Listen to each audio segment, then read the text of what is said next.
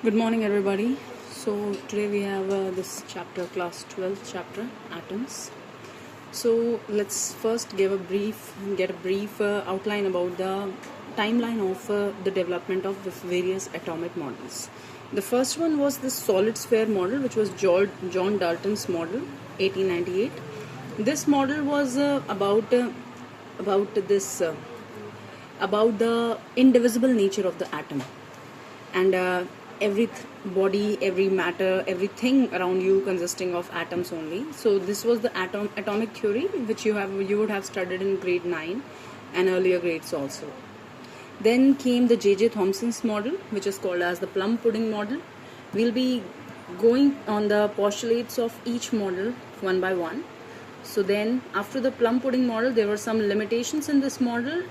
To correct that model came the nuclear model by Rutherford in 1911. And please, I would suggest you see the dates on your own, though they won't be asking you, but I'm just telling you the timeline, what came after what.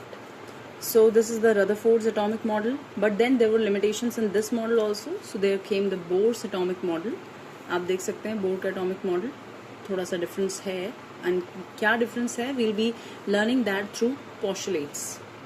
Then the finest model that came is the Schrodinger's model, which is about the probability cloud of electron around the nucleus. So let's first talk about this J.J. Thomson's model and the postulates.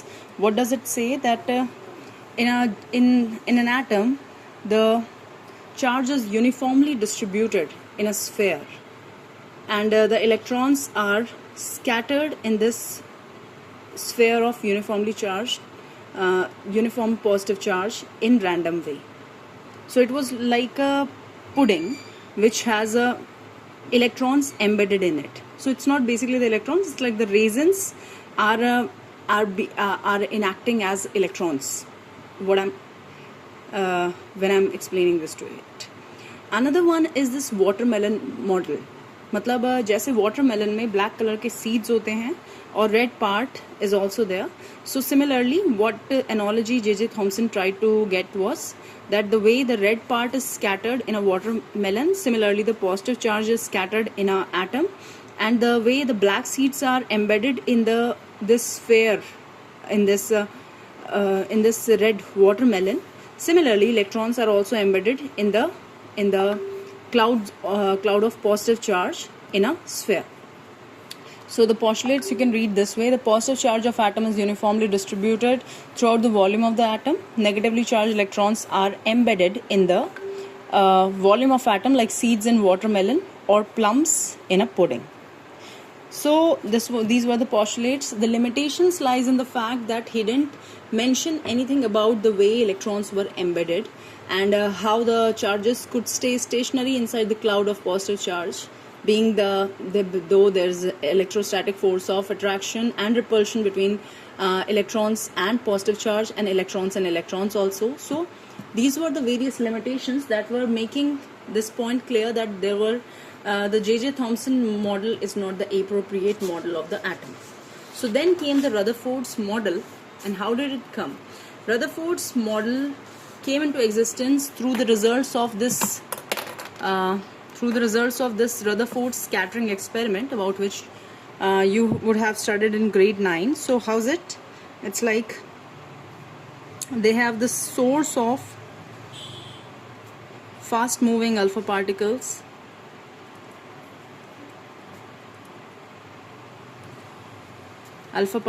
helium nuclei, positively charged helium nuclei.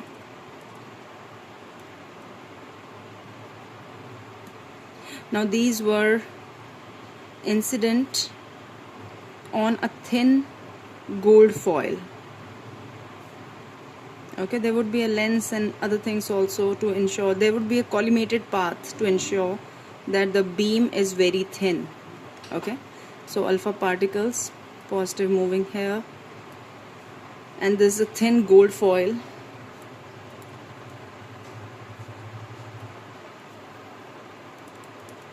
And around this gold foil they had scattered a sheet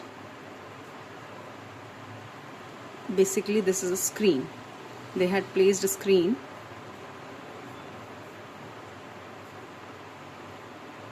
which is covered with this fluorescent material, zinc sulfide.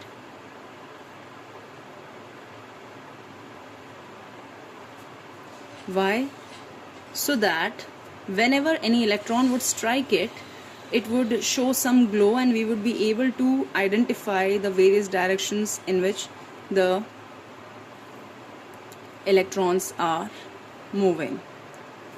Okay, so you can see they have drawn 3 paths here, and then there were few electrons, 1 out of 8,000, which were deflected exactly back along the same path, and there were most of the particles passed straight. This was the thing, that most of the alpha particles passed straight, some were deviated, and 1 out of 18,000 were the one that were deflected exactly back to the path. So these were the various results that were seen in the in this Rutherford's experiment. So when they found that most of the alpha particles passed straight, they predict the result.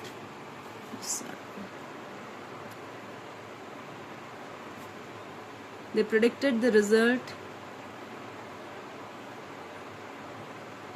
that most of the space inside an atom is empty.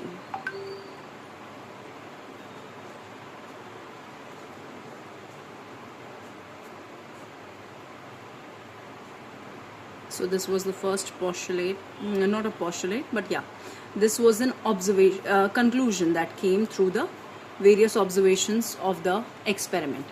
Then one in 18,000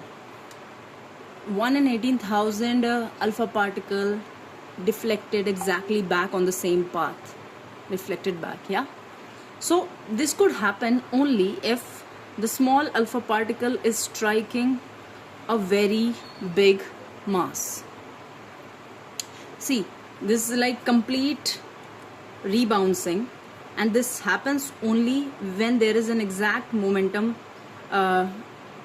transfer, or I would say the direction change that happens. This can happen only when alpha particles is striking a big mass. Okay, now the thing is, alpha particle is striking a big mass.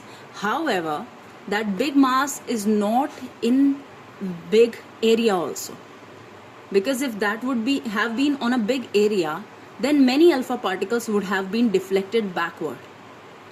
So since 1 out of 18,000 alpha particles were coming back, this was indicating that this big mass doesn't have a big area.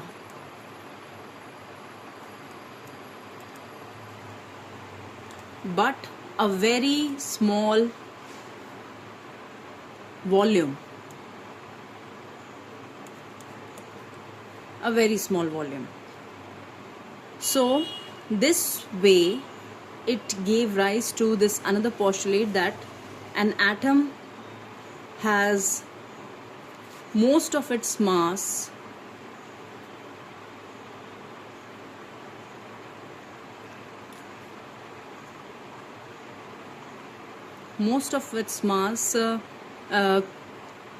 concentrated at one point called as the nucleus. Now this one thing is that one positively charged thing is colliding with a matter. However, another thing is that since atoms have charge, an alpha particle is striking a nuclei or a big mass concentrated in a very small volume, then the collision need not be exact, need not be of contact with each other. Like alpha particle positively charge है, आपका nucleus एक neutral मास है, तो ये collision metaphysical है, मतलब we can not exactly explain the contact between alpha particle and the nucleus. So what we come what conclusion we draw upon is that the nucleus would be having a positive charge also. Alpha particle is also having a positive charge, and nucleus is also having a positive charge. So this positive charge repels with this positive charge from this positive charge and deflects back. So this way we came to another conclusion, that there would be charge concentration also, positive charge concentration.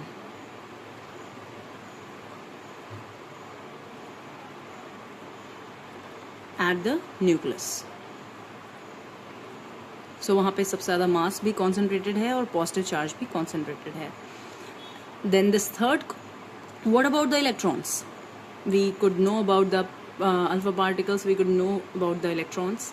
Since most of the alpha particles passed straight, and they had such a high momentum that the electric field by electrons could not deviate them. So it mentioned that the electrons would be revolving around the nucleus. So electron would be revolving around the nucleus. This was the prediction. Now if that was the prediction, the model must look like this, that it must have a positive charged nucleus, and there should be orbits where electron would be revolving. Yeah. So this was Rutherford's model, and it actually gave many useful postulates to us. For example, nucleus being the concentration of most of the mass of the atom and being the concentration of all the positive charge came out to be true. But the limitations involve, first, no discussion about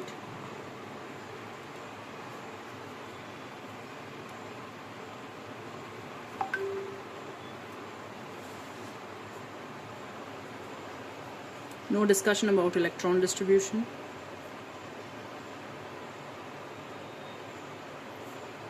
Secondly, if electron, being a charged particle is orbiting around nucleus, it would be accelerating too, because it's not moving in a straight line. Yeah, it would be accelerating because there is a change in direction of velocity, and when the charged particles accelerate, they radiate energy. For example, any charged particle, if it accelerates, it radiates energy. Let's say in packets, h nu. So any charged particle accelerating, it radiates energy. So what will happen?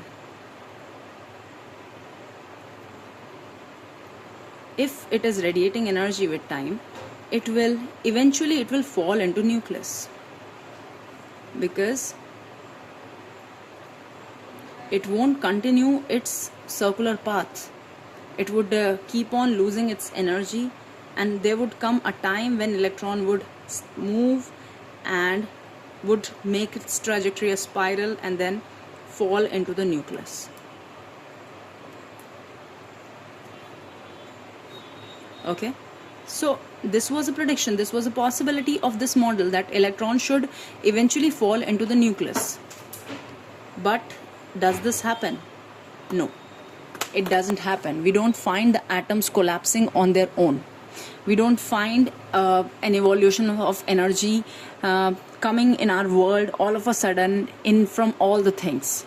आप समझिए खुद ही, अगर चीज़ें खुद ही collapse होती रहती with time, atoms collapse होते हैं, तो हर चीज़ अपने आप कुछ कुछ देर में, कुछ कुछ मोमेंट्री टाइम में एनर्जी रिलीज़ करती रहती और डिके हो के ख़त्म हो जाती। बट ये टाइम स्पैन चीज़ों में बहुत ज़्यादा लंबा होता है। और अगर हम देखते हैं आयरन भी डिके करता है, तो iron decay is about rusting, और वुड का डिके होना is about mixing up of moisture or many other things inside wood. So it's not exactly this atomic phenomena that is happening. So this predicted that there were limitations in Rutherford's model. So then came Bohr. But before Bohr's model, we have to discuss about one of the very important crucial concept of Rutherford's scattering model, which is impact parameter. Impact parameter is quite an important topic as per CBSE. So how it goes? It's like if you have a nucleus like this and you throw an alpha particle this way, a fast moving alpha particle is coming this way, then it won't collide, it would deviate from its path this way. Okay, now from the center of the nucleus, if I draw a straight line, this is my nucleus ZE and this is my alpha particle, so you can see. Now if it is coming this way, what happens? This alpha particle has this initial v vector. You can see the velocity vector is this way and it moved like this. So basically the scattering angle is nearly this. This is your scattering angle.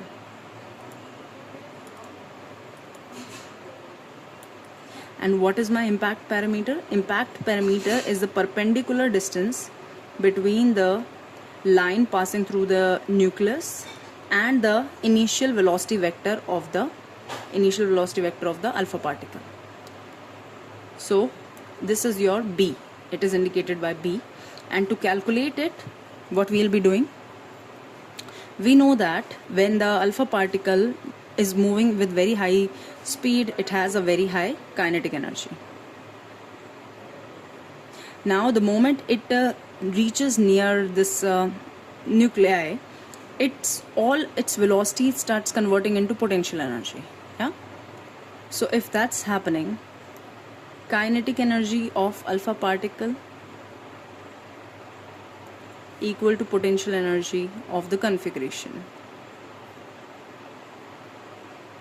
So kinetic energy of the alpha particle is half mv square, and then the potential energy is 1 by 4 pi epsilon naught the charge of alpha particle, you can write as 2e, then the charge of this nucleus Ze, and we have this r square, which is basically the distance between the nuclei and the center of the alpha particle, which is b. So it's b square.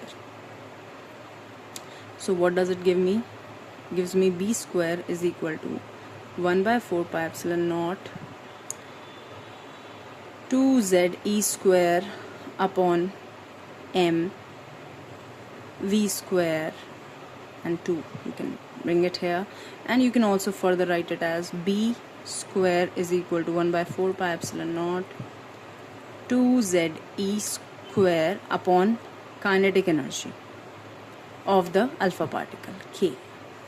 So b becomes under root of actually there should not be a square, that's why I was thinking, because this is for the centripetal force, electrostatic force, so there would be a b here. So there won't be any root. This is the expression for your impact parameter.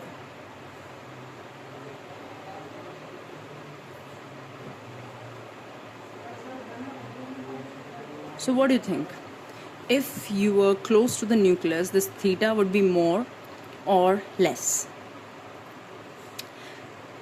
जाहिर सी बात यही है कि जब आप nucleus के पास होंगे तो आपको न्यूक्लियर फोर्स फील होगा, and closer the proximity to the nucleus, theta would be more. आप हेड ऑन कोलिजन करेंगे तो then theta would become 180 degree, and if you're far from nucleus, theta would be less.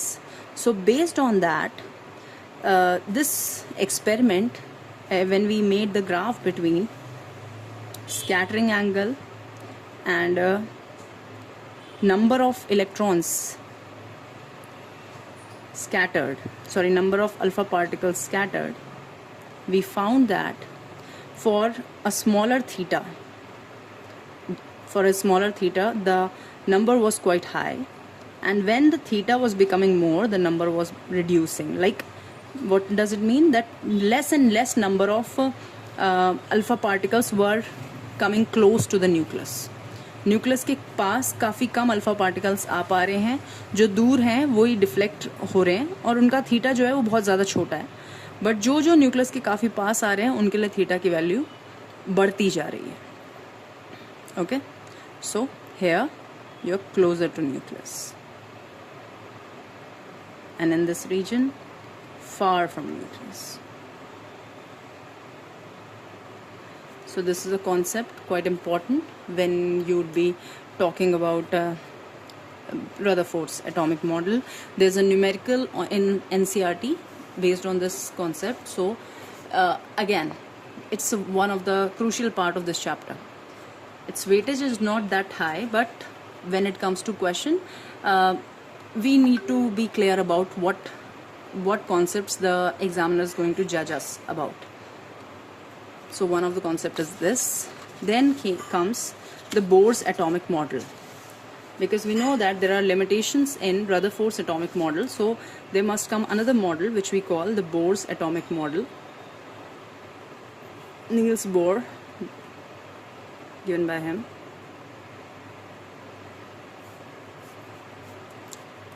So Bohr gave few postulates. One of the first postulate is that all electrons revolve only in certain orbits. Orbits called discrete orbits, या आप उसे stationery states भी कहेंगे. ये word भी उन्होंने use किया है, स्टेशनरी स्टेट्स. सो इलेक्ट्रॉन्स ऐसे नहीं है कि कहीं भी रिवॉल्व कर सकते हैं, वो कुछ ही ऑर्बिट्स में रिवॉल्व करते हैं, और इन ऑर्बिट्स को हम कहते हैं डिस्क्रीट ऑर्बिट्स या स्टेशनरी शेल्स या stationery states. Now what is the special thing about these stationery states? The angular momentum of electrons orbiting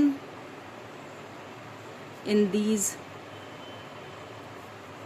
states is always an integral multiple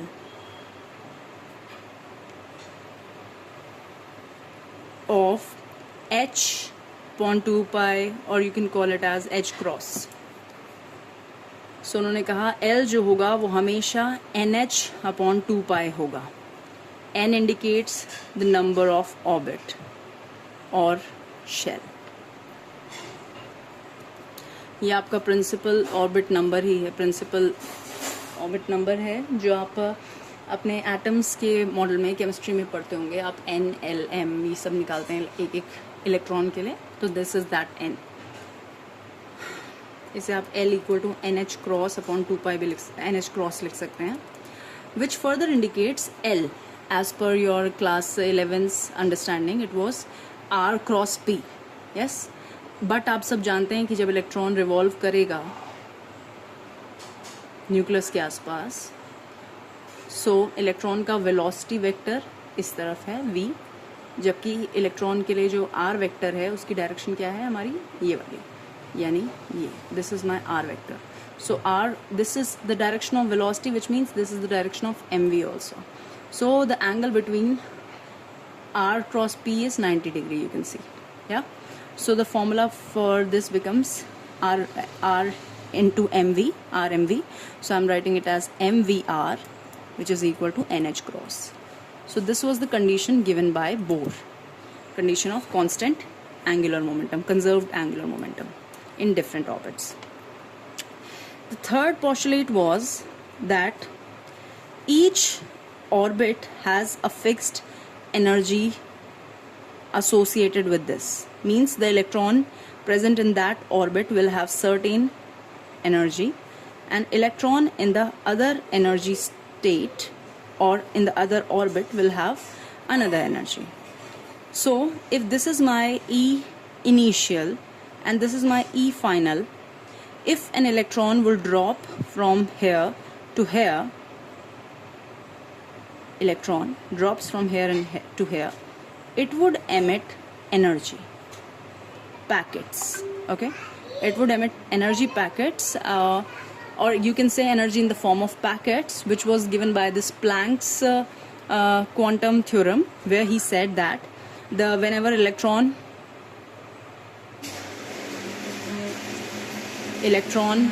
moves from one shell to another, it releases or absorbs energy in the form of photons. Okay, photons की form में वो energy absorb करता है. Now how it goes, like if you get E initial minus E final, you will get energy in this form, h nu, frequency of the photon emitted.